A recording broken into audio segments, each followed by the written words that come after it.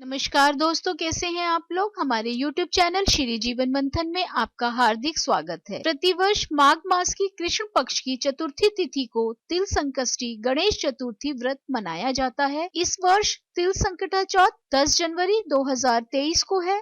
इस दिन रात्रि के समय चंद्र को अर्घ देने के बाद ही महिलाएं व्रत खोलती हैं। संकट चतुर्थी के दिन महिलाएं सुख सौभाग्य, संतान की समृद्धि और सर्वत्र कल्याण की इच्छा से प्रेरित होकर व्रत रखती हैं। पद्म पुराण के अनुसार इस व्रत को स्वयं भगवान गणेश ने मां पार्वती को बताया था। वैसे तो हर महीने की कृष्ण पक्ष चतुर्थी गणेश चतुर्थी कहलाती है, लेकिन माघ मास की चतुर्थी तिल संकटा चौथ कहलाती है। पद्म पुराण के अनुसार आज ही के दिन कार्तिकेय के साथ पृथ्वी की परिक्रमा लगाने की प्रतिस्पर्धा में उन्होंने पृथ्वी के बजाय भोलेनाथ और मां पार्वती की 7 बार परिक्रमा की थी। तब शिवजी ने प्रसन्न होकर देवों में प्रमुख मानते हुए उनको प्रथम पूजा का अधिकार दिया था। जी हाँ दोस्तों, आज की वीडियो में हम जानेंगे संकटा चौथ की पूजा विधि, इससे संबंधित पौराणिक कथा और क्या है इसका महत्व, और इससे संबंधित कौन से मंत्र का जाप किया जा सकता है। लेकिन दोस्तों, वीडियो शुरू करने से पहले मेरा आपसे अनुरोध है कि हमारे चैनल को सब्सक्राइब करना ना भूलें और बेल आइकन के बटन को दबाइए ताकि हमारे चैनल से संबंधित ताजा अपडेट्स आपको मिलती रहें। और अगर हमारा वीडियो आपको पसंद आता है तो लाइक शेयर करना भी ना भूलें। आपके सुझाव भी सादर आमंत्रित हैं। भालचंद्र गणेश की पूजा संकट चौथ को ही की जाती है। प्रातःकाल नित्य कर्म से निवृत्त होकर षोडशोपचार विधि से गणेश जी की पूजा करें। गणेश जी की वंदना करने के लिए इस श्लोक को पढ़ें। गजाननम भूत गणादि सेवितम कपित्थ जम्बू फल चारु भक्षणम उमासुतम शोक विनाश कारकम नमामि विघ्नेश्वर पाद पंकजम। इसके बाद भालचंद्र गणेश का ध्यान करके पुष्प अर्पित करें। पूरे दिन मन ही मन श्री गणेश जी के नाम का जाप करें। सूर्यास्त के बाद स्नान करके स्वच्छ वस्त्र पहन लें। अब विधि पूर्वक गणेश जी का पूजन करें। एक कलश में जल भरकर रखें। धूप दीप अर्पित करें। नैवेद्य के रूप में तिल और गुड़ के बने हुए लड्डू, ईख, शकरकंद, गुड़ तथा घी अर्पित करें। यह नैवेद्य रात भर बांस के बने हुए डलिया या टोकरी में ढककर यथावत रख दें। पुत्रवती स्त्रियां पुत्र की सुख समृद्धि के लिए व्रत रखती हैं। इस ढके हुए नैवेद्य को पुत्र ही खोलता है तथा भाई बंधुओं में बांटता है। ऐसी मान्यता है कि इससे भाई बंधुओं में आपसी प्रेम भावना की वृद्धि होती है। अलग अलग राज्यों में अलग अलग प्रकार के तिल और गुड़ के लड्डू बनाए जाते हैं। तिल के लड्डू बनाने हेतु तिल को भूनकर गुड़ की चाशनी में मिलाया जाता है। फिर तिलकुट का पहाड़ बनाया जाता है। तत्पश्चात गणेश पूजा करके तिलकुट के पहाड़ को तोड़ा जाता है। गणेश पूजन के बाद चंद्रमा को कलश से अर्घ अर्पित करें। धूप दीप दिखाएं। चंद्र देव से अपने घर परिवार की सुख और शांति के लिए प्रार्थना करें। इसके बाद एकाग्रचित होकर कथा सुने अथवा सुनाएं। सभी उपस्थित जनों में प्रसाद बांट दे। तिल चौथ की कहानी दोस्तों इस प्रकार है। एक शहर में देवरानी जेठानी रहती थी। जेठानी अमीर थी और देवरानी गरीब। देवरानी गणेश जी की भक्त थी। देवरानी का पति जंगल से लकड़ी काटकर बेचता था और अक्सर बीमार रहता था। देवरानी जेठानी के घर का सारा काम करती और बदले में जेठानी बचा हुआ खाना, पुराने कपड़े आदि उसको दे देती थी। इसी से देवरानी का परिवार चल रहा था। माघ महीने में देवरानी ने तिल चौथ का व्रत किया। 5 आने का तिल व गुड़ लाकर तिलकुटा बनाया। पूजा करके तिल चौथ की कथा सुनी और तिलकुटा छीके में रख दिया और सोचा कि चांद उगने पर पहले तिलकुटा और उसके बाद ही कुछ खाएगी। कथा सुनकर वह जेठानी के यहाँ चली गई।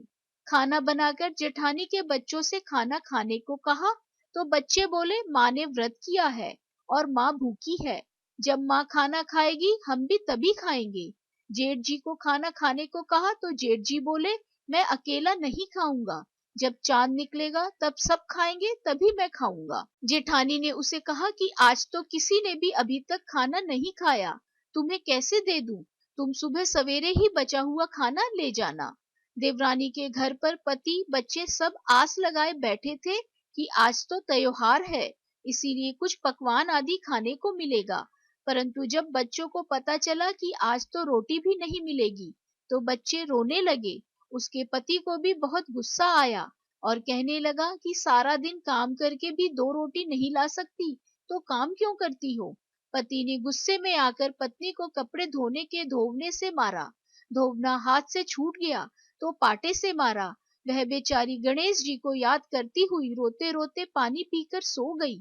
उस दिन गणेश जी देवरानी के सपने में आए और कहने लगे, धोवने मारी पाटे मारी, सो रही है या जाग रही है? वह बोली, कुछ सो रही हूँ, कुछ जाग रही हूँ। गणेश जी बोले, भूख लगी है, कुछ खाने को दे। देवरानी बोली, क्या दूं? मेरे घर में तो अन्न का एक दाना भी नहीं है। जेठानी बचा खुचा खाना देती थी, आज वह भी नहीं मिला। पूजा का बचा हुआ तिलकुटा छीके में पड़ा है, वही खा लो। तिलकुटा खाने के बाद गणेश जी बोले, धोवने मारी पाटे मारी, निमटाई लगी है कहाँ निमटे? वह बोली, यह पड़ा घर, जहाँ इच्छा हो वहां निमट लो। फिर गणेश जी बच्चे की तरह बोले, अब कहाँ पोंछूं? नींद में मगन अब देवरानी को बहुत गुस्सा आया कि कब से तंग किए जा रहे हो। सो बोली, मेरे सर पर पोछो। और कहाँ पोछोगे? सुबह जब देवरानी उठी तो यह देखकर हैरान रह गई कि पूरा घर हीरे मोती से जगमगा रहा है। सिर पर जहाँ विनायक जी पोंछनी कर गए थे, वहाँ हीरे के टीके व बिंदी जगमगा रहे थे। उस दिन देवरानी जेठानी के यहाँ काम करने नहीं गई। बड़ी देर तक राह देखने के बाद जेठानी ने बच्चों को देवरानी को बुलाने भेजा। जेठानी ने सोचा कल खाना नहीं दिया, इसीलिए शायद देवरानी बुरा मान गई है। बच्चे बुलाने गए और बोले, चाची चलो, माँ ने बुलाया है, सारा काम पड़ा है। देवरानी ने जवाब दिया, अब उसकी जरूरत नहीं है, घर में सब भरपूर है गणेश जी के आशीष से। बच्चों ने घर जाकर माँ को बताया कि चाची का तो पूरा घर हीरे मोतियों से जगमगा रहा है। जेठानी दौड़ती हुई देवरानी के पास आई और पूछा कि यह सब कैसे हुआ। देवरानी ने उसके साथ जो हुआ वह सब कह डाला। घर लौटकर जेठानी ने अपने पति से कहा कि आप मुझे धोवने और पाटे से मारो। उसका पति बोला कि भली मानस, मैंने कभी तुम पर हाथ भी नहीं उठाया, मैं तुम्हें धोवने और पाटे से कैसे मार सकता हूँ? वह नहीं मानी और जिद करने लगी। मजबूरन पति को उसे मारना पड़ा। उसने ढेर सारा घी डालकर चूरमा बनाया और छीके में रखकर सो गई। रात को चौथ विनायक जी सपने में आए और कहने लगे, भूख लगी है, क्या खाऊं? जेठानी ने कहा, हे गणेश जी महाराज, मेरी देवरानी के यहाँ तो आपने सूखा तिलकुटा खाया था, मैंने तो झरते घी का चूरमा बनाकर आपके लिए छीके में रखा है, फल और मेवे भी रखे हैं, जो चाहे खा लीजिए। बाल स्वरूप गणेश जी बोले, अब निपटे कहाँ? जेठानी बोली, उसके यहाँ तो टूटी फूटी झोपड़ी थी, मेरे यहाँ तो कंचन के महल हैं, जहाँ चाहो निपटो। फिर गणेश जी ने पूछा, अब पोंछू कहाँ? जेठानी बोली, मेरे ललाट पर बड़ी सी बिंदी लगाकर पोंछ लो। धन की भूखी जेठानी सुबह बहुत जल्दी उठ गई।